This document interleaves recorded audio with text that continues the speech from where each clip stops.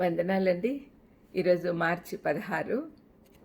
ఇక్కడ యేసుప్రభు చెప్పిన మాట ఒకటి జ్ఞాపకం చేసుకుందాం. మీరు లోక సంబంధులు కారు అంటున్నాడు.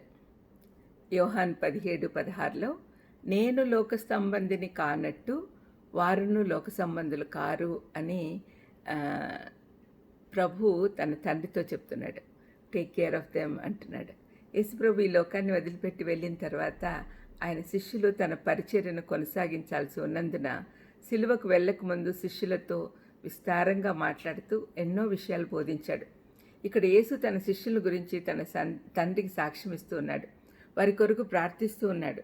ఈ లోకంలో ఉంటూనే ఇహలోక మాలిన్యం తనకు అంటకుండా జాగ్రత్త పడాలని ఆయన బోధించాడు. దేవుడు మనల్ని సృష్టిస్తే పాపం మనలను నాశనానికి తీసుకెళ్తూ ఉంటే క్రీస్తు మనలను మార్చాడు అని ఒక భక్తుడు అన్నాడు. రూపాంతరం పొందుట అంటే ఈ సత్యం నమ్ముటే. ఒక నావలో పయనించాలి అంటే నీరు కావాలి, కానీ ఆ నీటిని నావలోకి రానిస్తే నావ కాస్త మునిగిపోతుంది, కొట్టుకుపోతుంది. మనము బురద నీటిలో పెరిగే తామర పుష్పాలుగా ఉండాలి. ఆ పూలకు కానీ ఆ తామర ఆకులకు కానీ గాలి బురద అంటుకోదు. మీరు నోటీస్ చేసి ఉంటారు అనుకుంటా. మంచి క్రైస్తవునికి ఉండాల్సిన లక్షణాలు కొన్ని ధ్యానించుకుందాం.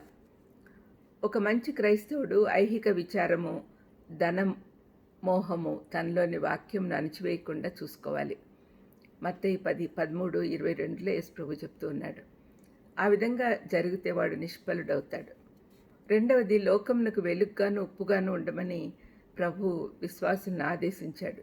రుచిలేని జీవితాలు జీవిస్తున్న అన్యులకు సువార్త చెప్పి ఉప్పు వేసినట్టు వారి జీవితాలను రుచికరంగా చేయాలి. మనం వెలుగుగా ఉండి పాపమనే చీకట్లో మగ్గుతున్న వారిని దేవుని వెలుగులోకి నడిపించాలి.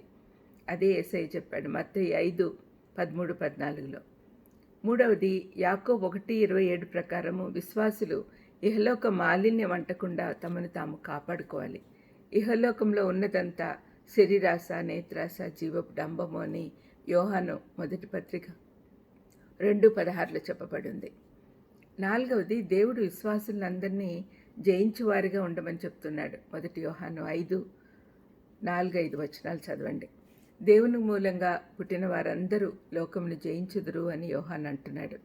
మనం ఈ లోక సంబంధులు కాక దేవుని సంబంధులుగా ఉండాలి. యోహాను 15:19లో ప్రభువు తన శిష్యులతో మీరు ఈ లోకానికి సంబంధించిన వారు కాదు అని చెప్తూ ఉన్నాడు. అంతేకాకుండా తను సిలువకు పోకముందు ప్రధాన యాజకుని ప్రార్థన చేశాడు. యోహాను 17లో అందులో తన శిష్యుల కోసం ప్రత్యేకంగా చేశాడు. తన కోసం తాను చేసుకున్నాడు, తర్వాత శిష్యుల కోసం, తర్వాత సార్వత్రిక సంఘం కోసం, విశ్వాసులందరి కోసం చేశాడు. మరి ఈ ప్రార్థనలో దేవుడు తన శిష్యుల కోసం చాలా ఎక్కువగా ప్రార్థన చేశాడు. వాళ్ళు ఇహలోక సంబంధులుగా ఉండకుండా తన సంబంధులుగానే ఉండాలి అని ఆశించాడు. ఈనాడు మనం కూడా తన సంబంధులుగా, ఎందుకంటే ఆయన సొత్తుగా చేసుకున్నాడు మనల్ని, ఆయన సంబంధులుగా ఉండాలని ప్రభువు నామంన మనమందరం ప్రయత్నించాలి. ఆ విధంగా చేద్దాం. ప్రార్థన చేసుకుందాం.